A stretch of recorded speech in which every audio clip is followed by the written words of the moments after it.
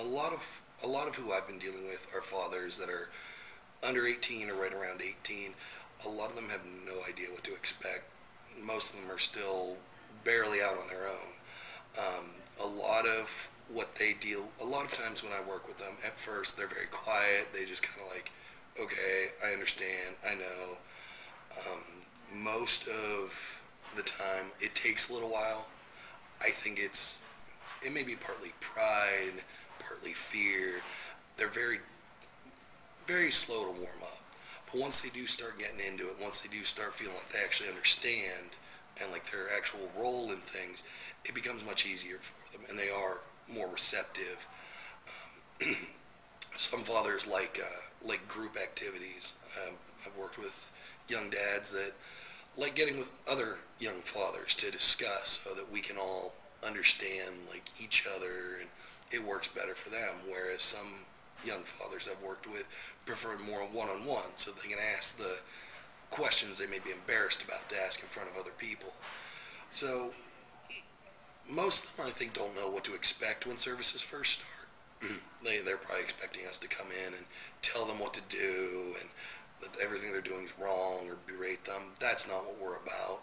We want to make sure they're prepared and they're ready for the children that are coming, because they're going to be a huge impact on that child's life, and we want to make sure that they're prepared for that. The problem is these young people never had a father in their life. They never did. So the first time that they're hearing or talking about fathers, it's these concepts are brand new. They're absolutely brand new. There was nobody ever in their life that demonstrated what a father looked like or what a father's responsibilities were. So what's happening is when they're thrown into this situation, and all this is happening at one time, there's no reference for them to look at and say, listen, this is how my dad handled this situation, or this is how I was treated. They can't be expected to know something that hasn't been taught to them yet.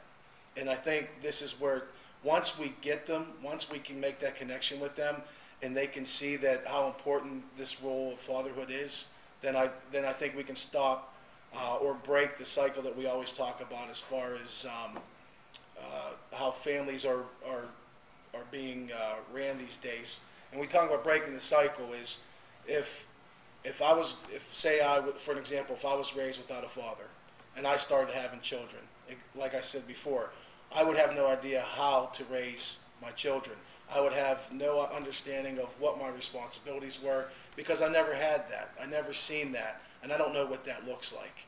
So I think we're not trying to replace fathers, but what we're trying to do is we're trying to educate fathers. We're trying to give them a reference point and give them an understanding of how important their role is in their children's lives.